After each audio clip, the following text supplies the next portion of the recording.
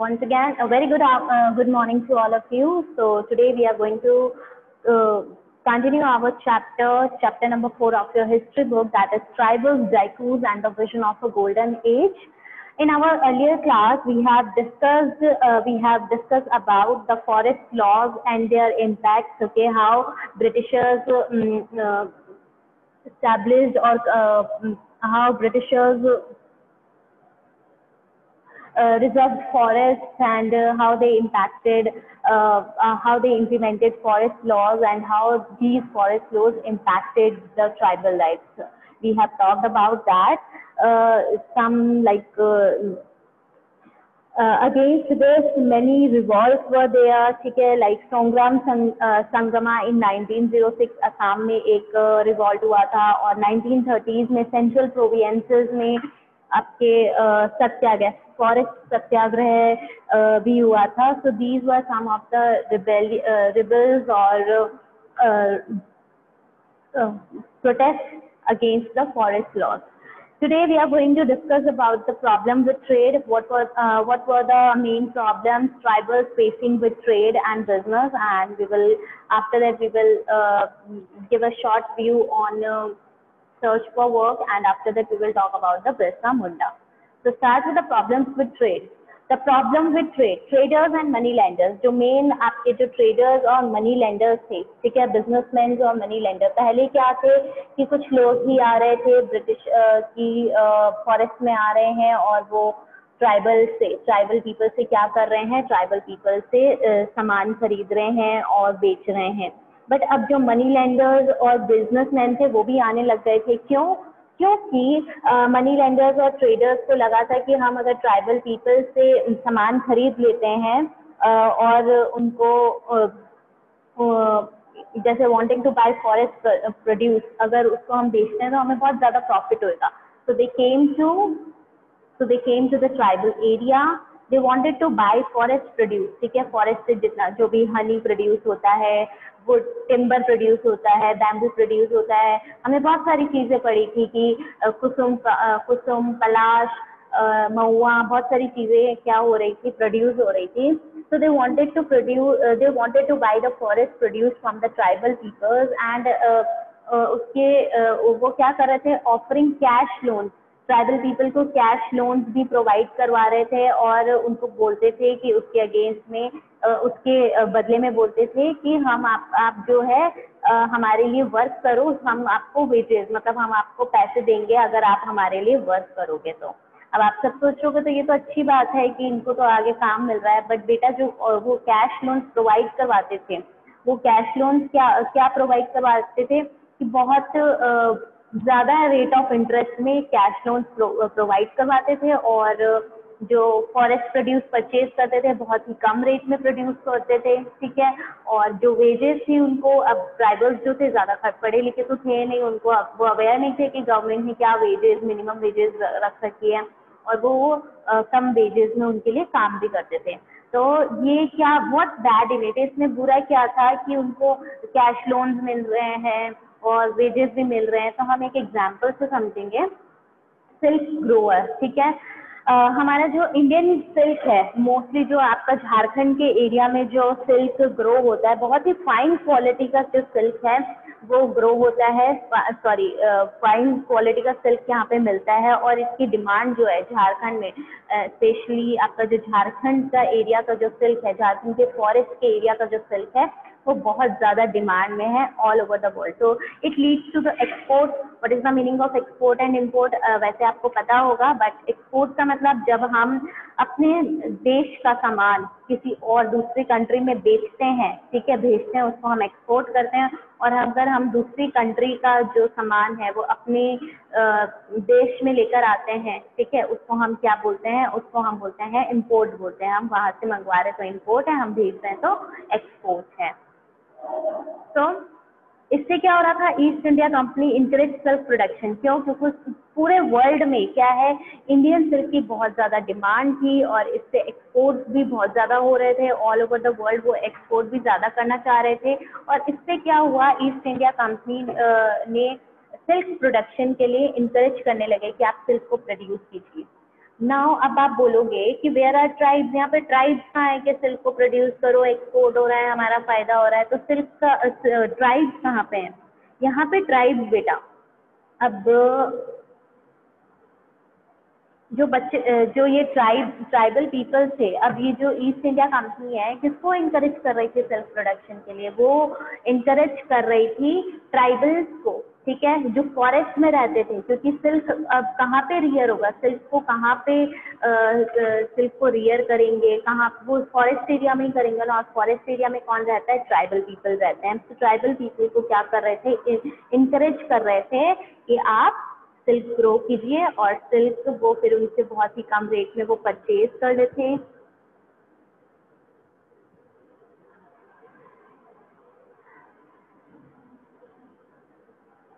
Purchase करते थे और हैवी रेट पे क्या करते थे? बेच देते थे, ठीक है। नाउ हजारीबाग झारखंड एक आपका एग्जाम्पल भी है, हजारीबाग झारखंड का। संथल्स रियर्ड कुकून, संथल्स आपकी एक ट्राइबल कम्युनिटी है, वो कुकून, अब जहाँ से सिल्क आता है, सिल्क रियर करते हैं, तो जो सिल्क होता है वो कौन से कीड़े से आता है? उसको हम कुकून बोलते हैं, ठीक है। जो एक इंसेक्ट है जहाँ से हमें सिल्क मिलता है उनको हम कुकून बोलते हैं। संथल्स कुकून को रियर करते थे, ठीक है। ट्रेडर्स सेंट देयर एजेंट, जो ट्रेडर्स थे, बिजनेसमैन थे, वो अपने एजेंट्स को भेजते थे, ठीक है, अपने काम वाले लोगों को, बंदों को भेजते थे, और एडवांस लोन, उनको एडवांस लोन भी देते थे, और उनसे कुकून कलेक्ट करते थे, ठीक है।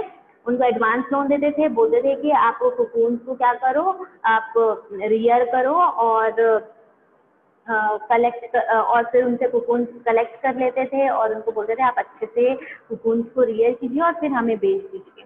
तब इसमें प्रॉब्लम भी बहुत सारी हो रही थी। अब क्या क्या प्रॉब्लम हो रही थी? Purchase at very low price, जो ट्राइब थे वो ट्राइब से जो कुकून बेचते थे बहुत ही लो प्राइस में बेचते थे, क्योंकि उनको मार्केट का पता नहीं था। दैट्स वाई वो नहीं, कौन सी बहुत ही कम रेट में जो कुकून थे, सिल्क कुकून थे, वो बेचते थे। और जो ये ब्रिटिशर्स थे, जो ईस्ट इंडिया कंपनी थी, वो बहुत ही हाई रेट में क्या करती थी? एक्सपोर्ट करती थी और उन्हें बेचती थी। तो ये दो प्रॉब्लम थी। इसमें सबसे ज़्यादा जो प्रॉफिट कमाता था वो कौन कमाता था? वो middle man, huge profit. Middle man जो थे वो बहुत ज़्यादा सोल्ड, मिडिल मैन जो था वो उसको बहुत ज़्यादा क्या है, बहुत ज़्यादा प्रॉफिट कमाता था। Middle man made huge profit. Therefore, many tribal groups saw the market and traders as their enemies. अब बहुत से ट्राइबल ग्रुप्स जो थे, क्योंकि अब लोन्स वो बहुत हाई रेट में दे रहे थे, ठीक है, सिर्फ जो ग्रो करते थे वो उसको, जैसे एक एग्जाम्पल दिया गया है आपकी बुक में, उसमें क्या दिया गया है? The growers were paid ₹3 to 4 for 1,000 cocoon. 1,000 cocoon के लिए जो ग्रोवर्स थे, जो ये ट्रेडर्स थे, उनको कितने रुपए देते थे? 3 से 4 रुपए देते थे, सोचो, ठीक है। और ये इनको, ये जो कुकून थे, उनको बेचते कितने रुपए में थे? इससे 5 टाइम्स ज्यादा रुपीज में इनको बेचते थे। तो ये इससे जो मिडल मैन था उसका जो प्रॉफिट था वो बहुत ज्यादा था, क्योंकि और जो ग्रो करते थे उनको तो बहुत ही कम मिलता था। So therefore many tribal groups saw the market and traders as their enemies. इसलिए ट्राइबल ग्रुप्स ने डाइकूज बोला है, डाइकूज आउटसाइडर्स होता है ना, उनको एनिमीज बोला है कि ये आउटसाइडर्स हैं, ये एनिमीज हैं। मार्केट हमारी एनिमी है, ट्रेडर्स हमारे एनिमीज हैं, ठीक है। Now your next topic is,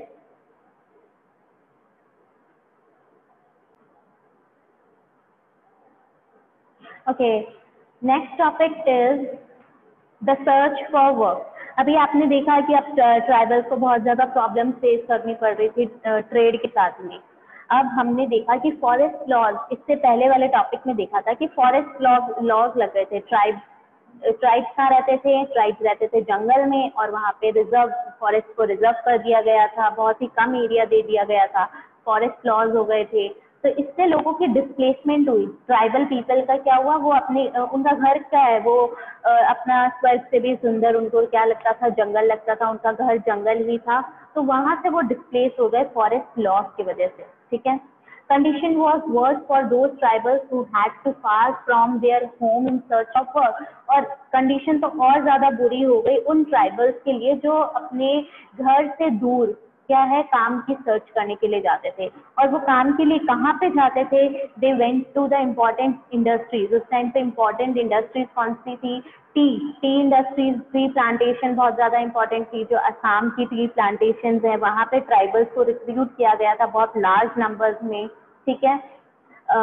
और वो किसके थ्रू रिक्रूट किए जाते थे? वो कॉन्ट्रैक्टर्स के थ्रू में, ठीक है। जो बिजनेसमैन हैं और ट्राइबल्स के बीच में एक पर्सन होता था कॉन्ट्रैक्टर, उस कॉन्ट्रैक्टर के थ्रू वो टी प्लांटेशन में, माइनिंग वर्क में क्या किए जाते थे? रिक्रूट किए जाते थे। पेड मिस्ट्रेबली लो वेजेस, उनको बहुत ही कम वेजेस मिलती थी। ये जो कंडीशन है ना, जो इनकी डिस्प्लेसमेंट हुई है ट्राइबल पीपल की, बेटा ये ट्राइबल्स जो है आज की डेट तक ये ना बहुत ज़्यादा एक्सप्लॉयटेशन फेस कर रहे हैं। उनको बहुत कम वेजेस मिलते हैं, उनको बहुत ज़्यादा काम करना पड़ता है।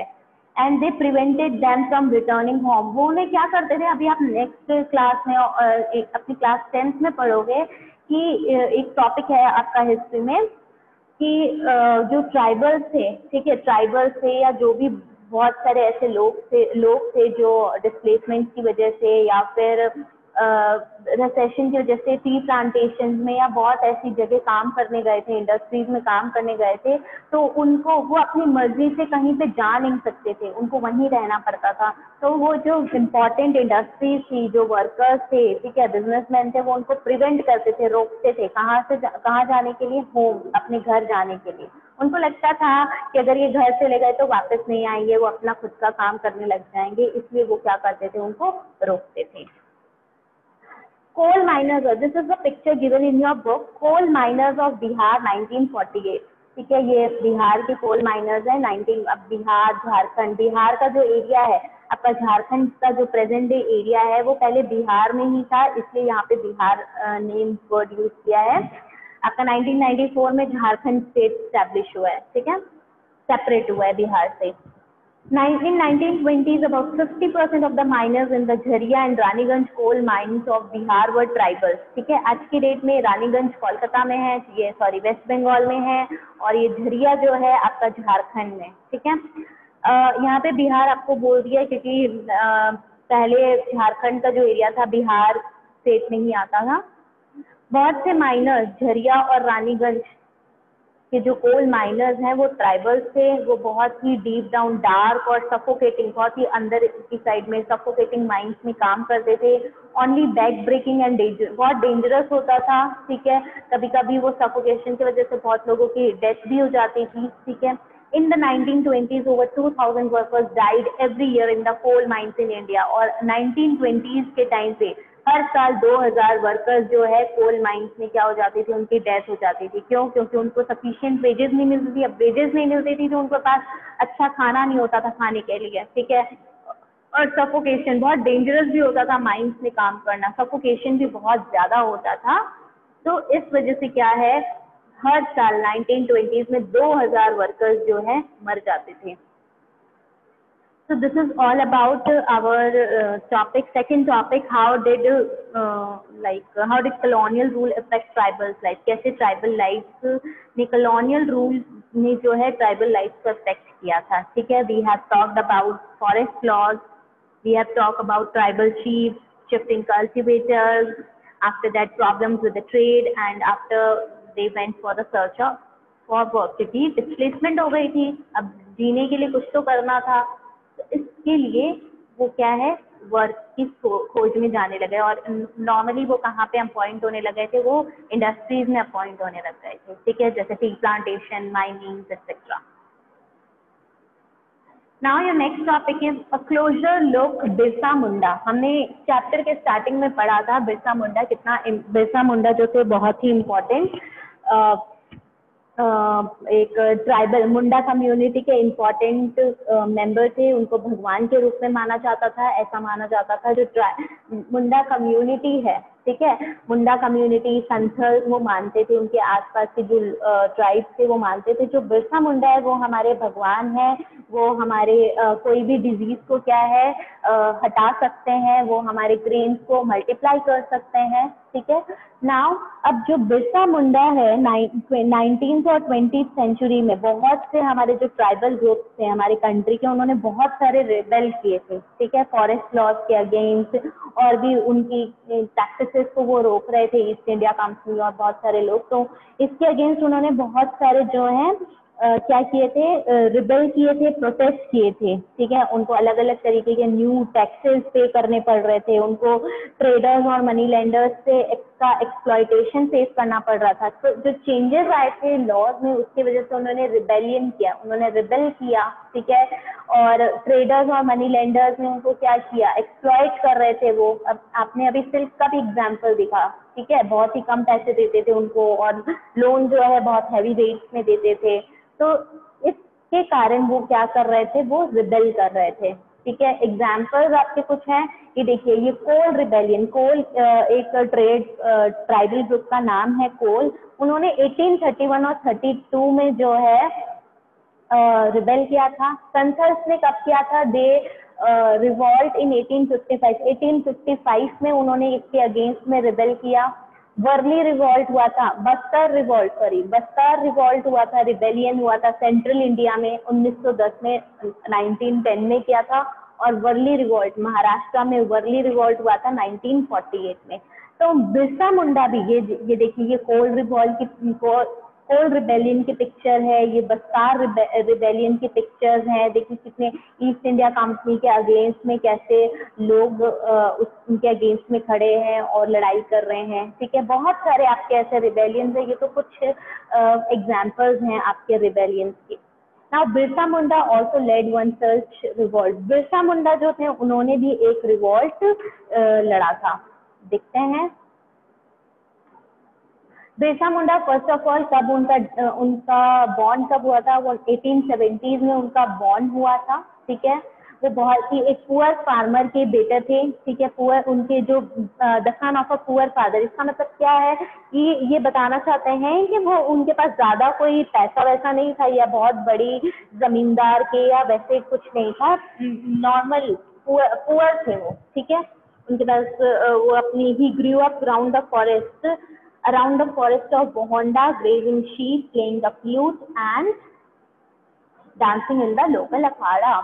वो बोहोंडा, ठीक है, बोहोंडा फॉरेस्ट का नेम है, बोहोंडा के फॉरेस्ट में वो ग्रू हुए थे, ठीक है, बड़े हुए थे, उन्होंने शीप को ग्रेज किया था, ठीक है, हर्डर थे मतलब, फ्लूट बजाते थे और लोकल अखाड़ा में डांस करते थे। अखाड़ा आप सबने नाम सुना ही होगा, अखाड़ा, ठीक है, ठीक है, ये सारी चीजें। Forced by poverty his father had to move from place to place looking for work. अब शिफ्टिंग कल्टीवेशन के बारे में हमने पढ़ा था, ठीक है, बहुत सी ट्राइबल कम्युनिटी जो थी अपनी लाइवलीहुड के लिए क्या करती थी, एक जगह से दूसरी जगह मूव करती थी और शिफ्टिंग कल्टीवेशन प्रैक्टिस करती थी। तो पॉवर्टी के वजह से, पुअर होने की वजह से वो बहुत सी जगह जगह पे वो घूमते थे, ठीक है। मुंडास का पहले जो था एक गोल्डन एज था, ठीक है, उनको किसी भी चीज की कमी नहीं थी, ठीक है, जैसे जैसे बिरसा मुंडा बड़े हुए उन्होंने अपनी यही सारी चीजों को ऑब्जर्व करते हुए वो बड़े हुए थे। वो मुंडा कम्युनिटी के, मुंडा अपराइजिंग की वो टेल्स सुनते थे, वो अपने सरदार को, लीडर्स को देखते थे, ठीक है, ये सारी चीजों को देखते देखते वो क्या हुए हैं, वो बड़े हुए हैं। They talked of a golden age when the Mundas had been free of the oppression of dikus. Golden age इसलिए बोला गया है, उस पीरियड को बोला गया है जब जो मुंडा कम्युनिटी थी वो ट्राइबल्स के, वो जो डाइकूस जो थे, आउटसाइडर्स जिसको बोला गया था, उनके ऑपरेशन से, उनके दबाव से, उनके एक्सप्लॉयटेशन से बहुत ज्यादा दूर थी, ठीक है। And said there would be a time when the ancestral right of the community would be restored। और उनको लगता था कि अब एक ऐसा टाइम भी आएगा जब उनकी जो ancestral rights हैं, मतलब उनके जो पूर्वज हैं, उनकी हम कम्युनिटी को क्या करेंगे, हम कम्युनिटी को उनकी एंसेस्ट्रल राइट्स को, जो भी लैंड वगैरह थी उनकी, उन सबको हम लेके रहेंगे। और इसको इन्होंने क्या बोला था, मुल्क की लड़ाई, लड़ाई मतलब यहाँ पे लड़ाई से ही मतलब है बस कुछ जैसे लैंग्वेजेस होती है अलग अलग, तो यहाँ पे लड़ाई को लड़ाई बोला गया। मुल्क की लड़ाई मतलब फाइटिंग फॉर देयर लैंड, अपने लैंड के लिए लड़ाई करेंगे, ठीक है। और ये सारी चीजें जो हैं, जो उनके एंसेस्ट्रल राइट्स है, उनका जो उन्होंने सुना कि मुंडा अपराइजिंग कैसी थी, पास्ट में वो कैसे थे, जब डाइपूज नहीं थे तब उनकी हालत कैसी थी, तब वो उस पीरियड को उन्होंने गोल्डन एज बोला। तो ये सारी चीजें बिरसा मुंडा को इंस्पायर कर रही थी इसके लिए, रेवोल्यूशन के लिए। बिरसा को क्या और क्या क्या चीजें इन्फ्लुएंस की थी, Birsa and influence of religion, religion से influence, local missionaries school open हो रहे थे, ठीक है। बहुत से प्रीचर्स आ रहे थे, ठीक है, कि क्रिश्चियनिटी को फॉलो कर लो, वो उनके बारे में बताते थे ये सारी चीजें। तो जो बिरसा मुंडा के दिमाग में थोड़ा लोकल मिशनरी स्कूल का भी क्या था, इफेक्ट था, कि मिशनरी क्रिश्चियनिटी, बाइबल के कुछ टीचिंग्स उन्होंने सीखी थी, तो उसका इन्फ्लुएंस था। और वैष्णव प्रीचर्स, अब वैष्णव क्या है, वर्शिपर्स ऑफ विष्णु, विष्णु भगवान को जो पूजते हैं, विष्णु भगवान को जो मानते हैं, उनको हम वैष्णव प्रीचर्स बोलते हैं, ठीक है। वैष्णव जो ये सनातन धर्म का जो ये इन्फ्लुएंस था, ये भी बहुत ज्यादा इनकी लाइफ पे इफेक्ट किया था, इनको इन्फ्लुएंस कर रहा था।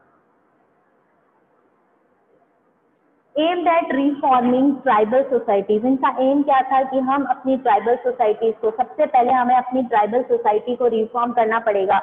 ये जो चेंजेस आए हैं, हमें उन सारे चेंजेस को हटाना पड़ेगा, ठीक है। हम जो हमारी गोल्डन एज थी, हम पहले जैसे रहा करते थे, हमें वैसे ही रहना है। तो क्या था, उन्होंने ट्राइबल सोसाइटीज को सुधारने का, रिफॉर्म करने का एम किया। उसमें उन्होंने मुंडाज ने urge the Mundas to give up drinking liquor, Mundas को उन्होंने अर्ज किया, उन्होंने बोला कि हमें शराब नहीं पीनी है, शराब को छोड़ना है, हम शराब नहीं पियेंगे। क्लीन देयर विलेजेस, ठीक है, देयर की स्पेलिंग थोड़ी सी मिस्टेक हो गई है बेटा, क्लीन देयर विलेजेस, अपने विलेजेस को क्लीन करेंगे, मतलब उन्होंने अपना स्वच्छ भारत अभियान उसी टाइम पे चला दिया था, 1880s के टाइम पे ही चला दिया था कि अपने विलेजेस को हम साफ सुथरा रखेंगे। Stop believing in which craft and sorcery, which craft और सॉर्सरी क्या होता है, ये जो काला जादू होता है उसको हम विच क्राफ्ट और सॉर्सरी बोलते हैं। कि ये जो हम काला जादू वगैरह करते हैं, ये जो बिलीव करते हैं, मैजिक को मानते हैं, ब्लैक मैजिक को मानते हैं, कि अब ऐसा मानते हैं कि अगर हमने बलि दे दी, या फिर हमने कुछ बोलते हैं ना टोटके करते हैं, ये सब कर देंगे तो हम चुड़ैल का पीछा छूट जाएगा। ये सारी जो चीजें हैं, उन्होंने कहा ये सारी चीजें हमें बिलीव करना छोड़ना होगा, ये सारी चीजें मनगढ़ंत होती है, ये कुछ नहीं होता है। तो इनकी लाइफ में सनातन धर्म, एक तो वैष्णव प्रीचर्स का और लोकल मिशनरी स्कूल का बहुत ज्यादा इन्फ्लुएंस रहा, जिससे कि वो ये रेवोल्यूशन कर रहे थे।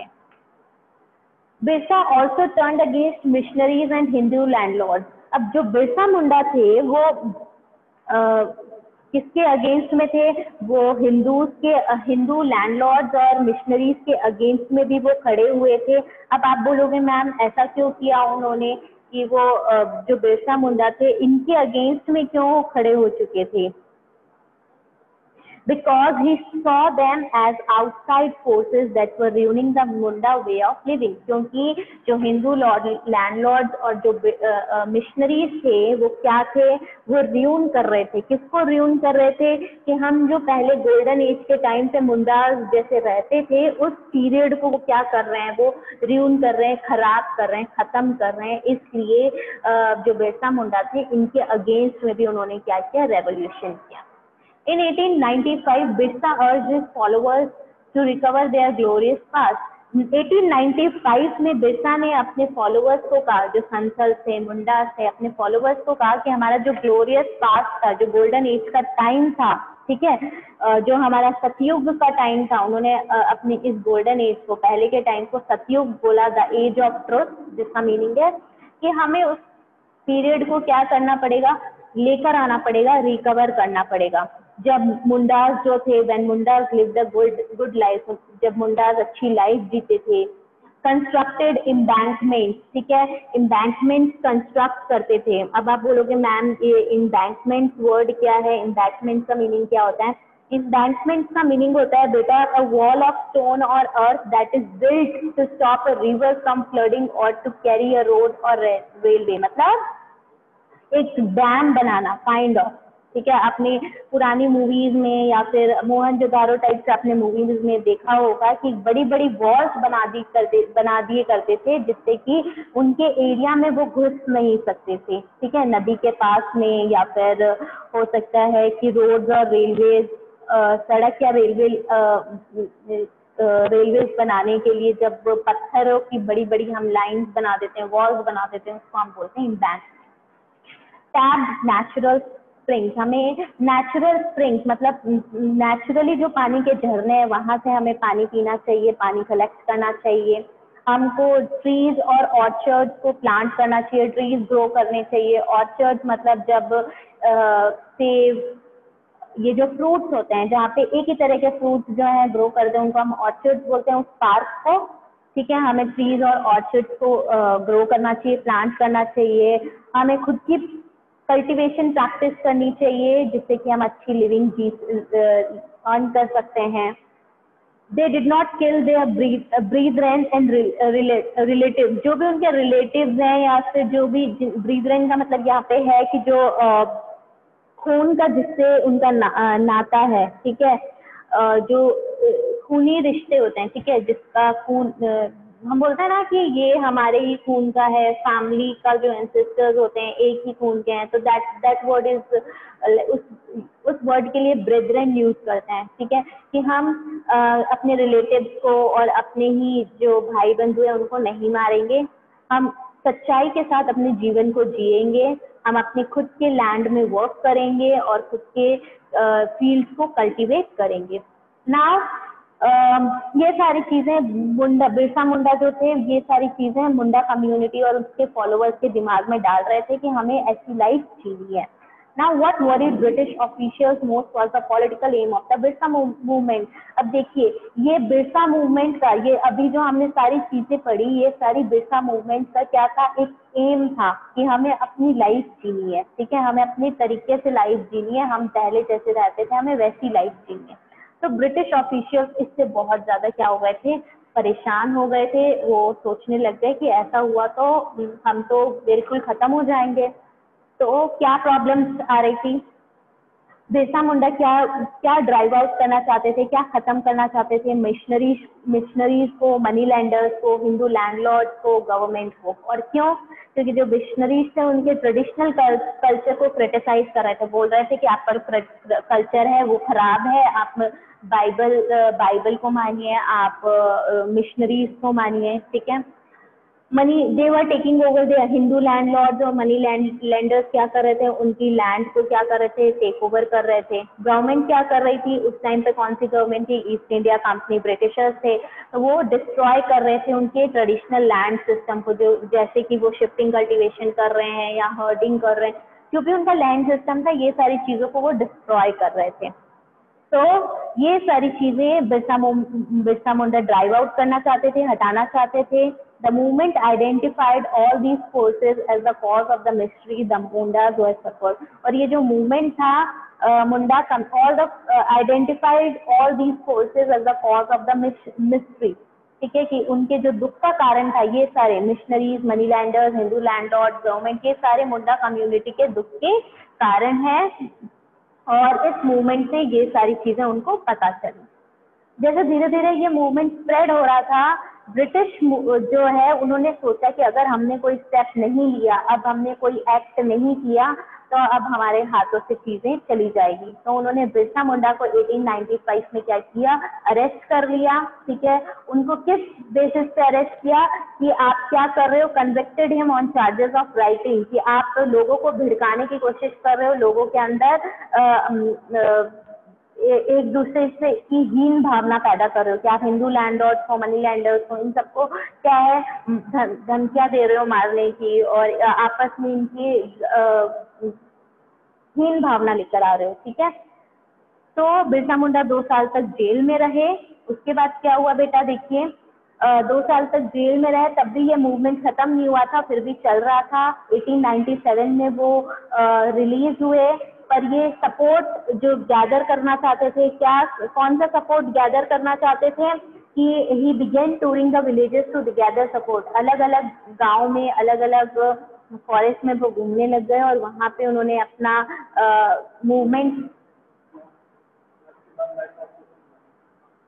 मूवमेंट के बाद वो क्या करे, जो मूवमेंट थी, इस मूवमेंट के थ्रू वो चाहते थे कि हमारा इस मूवमेंट में आप हमारा साथ दें, हमें सपोर्ट करें। इससे वो बहुत अलग अलग गांव में क्या कर रहे थे, घूम रहे थे। और people to destroy Ravana, Ravana word हमारे हिंदू कल्चर में यूज किया गया है एनिमी के लिए, ठीक है, राक्षस के लिए यूज किया गया है। तो इन्होंने रावण किसको बोला, डाइकूज और यूरोपियंस को, ठीक है, जो आउटसाइडर्स थे, हिंदू लैंडलॉर्ड्स और मनी लेंडर्स और यूरोपियंस जो ईस्ट इंडिया कंपनी थी, इनको इन्होंने, जो मुंडा कम्युनिटी थी, बिरसा मुंडा ने उन्हें रावण बोला। Birsa followers began targeting the symbols of diku and European. अब उन्होंने क्या किया, उन्होंने किसको टारगेट करना स्टार्ट कर दिया, जो डाइकूज के सिंबल्स थे, जैसे कि इंपॉर्टेंट पोस्ट ऑफिस हो गए, आपके रेलवे स्टेशन वगैरह हो गए, इनको टारगेट करना उन्होंने स्टार्ट किया। उन्होंने पुलिस स्टेशन में अटैक किया, चर्चेज में अटैक किया, मनी लेंडर्स और जमींदार की प्रॉपर्टी में अटैक करना वो स्टार्ट कर चुके थे। They raised the white flag as a symbol of Birsa राज, बिरसा मुंडा, बिरसा राज का उन्होंने व्हाइट फ्लैग का यूज किया, किस चीज के लिए, as a symbol of Birsa Raj. जहाँ पे भी अटैक करते थे वहाँ पे व्हाइट फ्लैग लगा देते थे, जिससे कि उनको पता चलता था कि बिरसा राज अब चलेगा, हमारा राज चलेगा। In 1900, Birsa died of cholera, but the movement was significant in at least two ways. Birsa 1900 में उसकी डेथ हो गई थी कॉलरा की वजह से, ठीक है, बट ये जो मूवमेंट था धीरे धीरे फेड हो रहा था, बट फिर भी दो इम्पॉर्टेंट वेज की वजह से वो क्या था, बहुत ज़्यादा इम्पॉर्टेंट था, सिग्निफिकेंट था। क्या थी ये दो चीज़ें, it force the colonial government to introduce laws so that the land of the tribals could not be easily taken over by Daikous। इस मूवमेंट ने फोर्स किया कॉलोनियल गवर्नमेंट को कि आप ऐसे लॉज इंट्रोड्यूस करें जिससे कि जो ट्राइबल्स की जो लैंड है वो डाइकूज इजीली छीन ना सके, ले ना सके, ठीक है। पहला तो एक इम्पॉर्टेंट स्टेप ये आया। Secondly, it showed once again that the tribal people had the capacity to protest against injustice and express their anger against colonial rule।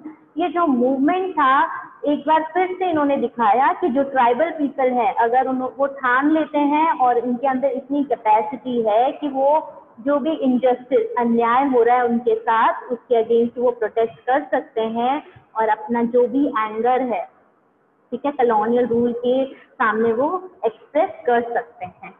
तो class, this is all about this chapter, this is all about Birsa Munda and his movement, ठीक है। उन्होंने so now if you have any problem you can ask me, okay, most probably in our next class you can ask me, और अगर अभी पूछना है आप अभी भी पूछ सकते हैं। We have 1 minute left with us. Please read the chapter carefully and thank you for joining the class.